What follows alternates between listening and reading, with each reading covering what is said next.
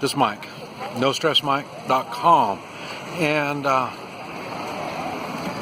earlier we were at a village, and the village just had a few hundred in the village. Now this is the next town. When you're at villages where just a few amount of people, and everything is labor, and they're just growing things and stuff like that. And then you have the cities, or the towns. And now this is supposed to have about 50,000 people. And it's, I've already run around this town, and I was shocked. For 50,000, I expected more things going on, and there wasn't that many things going on. And just like right here is a hotel.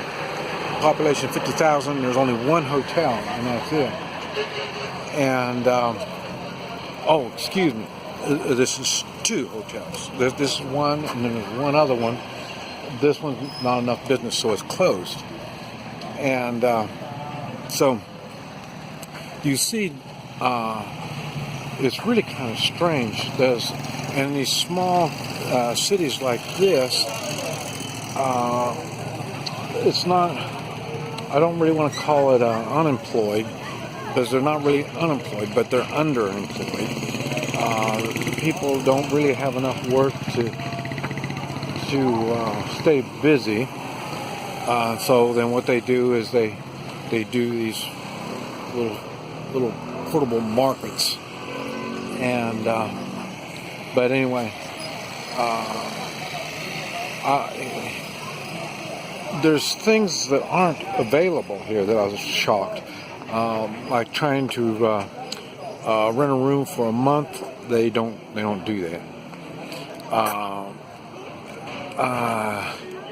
Even the hotel won't even rent it by the week. They do it by the day. And I don't know, you can see it here. I'll show you. There's the bridge. I think it's the only bridge in town, the only bridge that I'm aware of anyway. And they're rebuilding it after it's new. And, but the thing is, they still use a lot of poor hygiene practices. In the village, it was noticeable, but it wasn't that noticeable because there wasn't that many people. Now there's more people, and they don't have all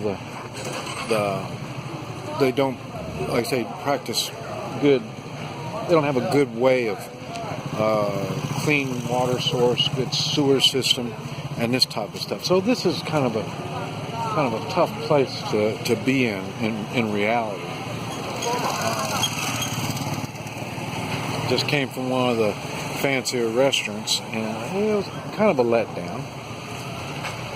And it's really odd on some of the stuff that's going on here. They're trying to take turns going through the bridge.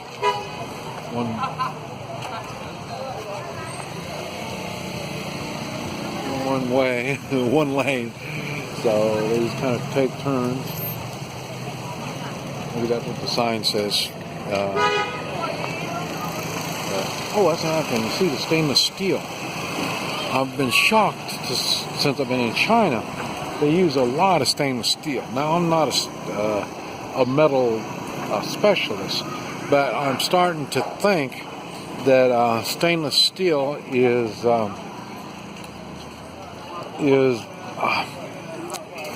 easier to work with, or cheaper by the pound. Maybe you can use this stronger metal or something. I'm not sure. Because instead of bars like you would see over the windows, they make a square cage in which it's made of stainless steel. And so they use a lot of stainless steel, and very little you see in regular metal of some type. Like I say, even this little concession stand right here is made out of stainless steel. They've got some older ones over there that are aluminum, and there's one right behind me right here. That's stainless steel. So, and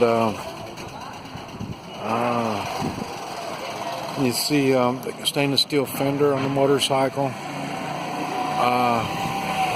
Even the box on the back, see on the back of that motorcycle, is stainless steel. So stainless steel would be cheaper to work with than plastic. You know, there's another one, stainless steel box on the back of the motorcycle. So, you know, they use plastic boxes on the back of these motorcycles, but there's more and more. This trip I've seen more and more stainless steel. So that means stainless steel is cheaper to work with? I don't know. And but like I say, then again, remember we're on the southern part of China, so it's hotter. Now this is, I think New Year's is coming up in a couple of days. I think this is the 29th, I think. So New Year's is coming up, and you can see there's still a lot of short sleeve shirts, but there is a jacket. See the guys, those people over there wearing a jacket. So it's probably 60, upper 60s, 68, 69 degrees, something like that. So it's a little chilly for this part of China, and it's just an experience. This town is really it's not on the list of being fixed up. A lot of the cities, you know, you see all the construction and stuff in the big cities we've been to. Here you don't see hardly any construction at all. You see a lot of, still a lot of old stuff left, kind of like in the village. Everything was old. The only new stuff is the stuff that people who have left the village has sent money back to have stuff done. So, but it is kind of a strange situation China's in, trying to modernize and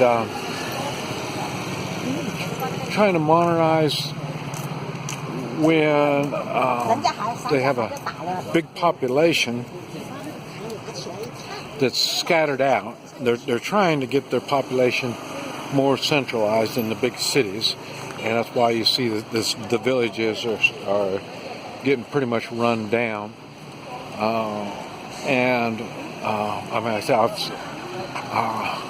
When I was here in spring, I was on a motorcycle and I ran around some small villages and was taking pictures and stuff like that. But that's part of China where they didn't want me. It was hard to take pictures and stuff like that. So hopefully after the first of the year sometime, I'm going to get an electric motorcycle. That'll give me some freedom to start getting around. You see a creek running into the river over here, so it's not too good.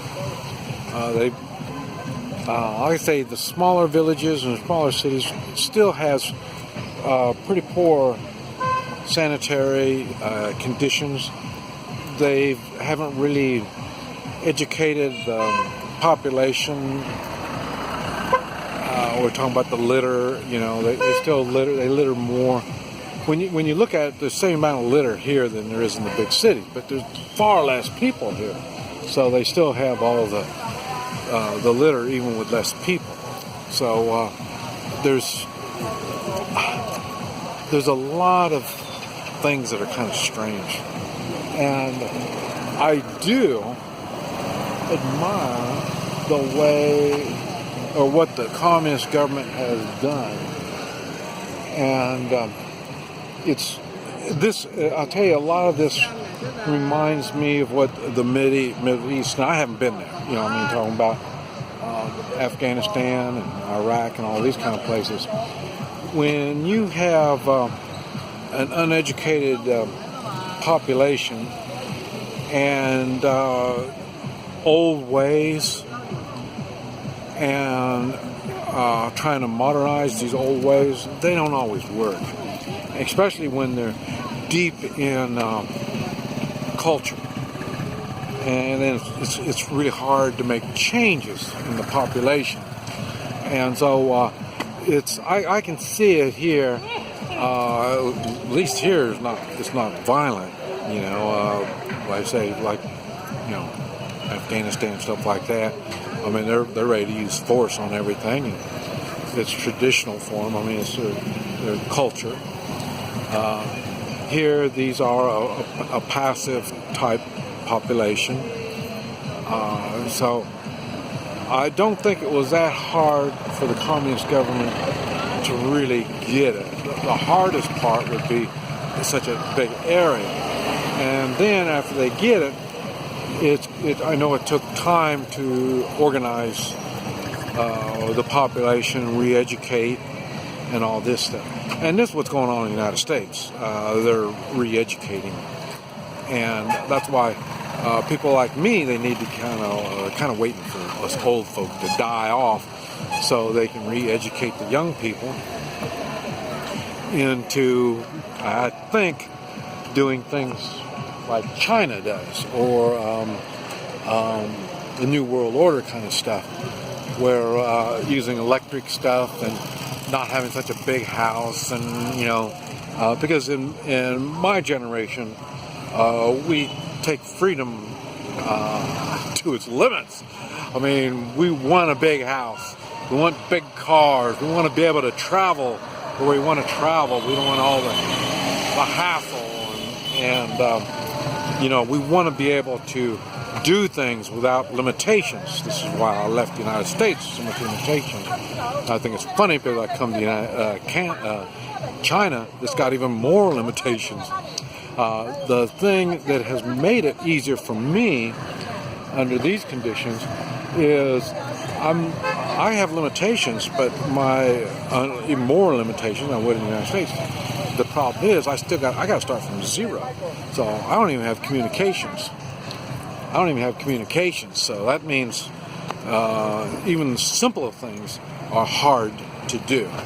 And so it's a challenge to me. It's a challenge to get somewhere, go somewhere, eat, find a place to sleep. All this is a challenge.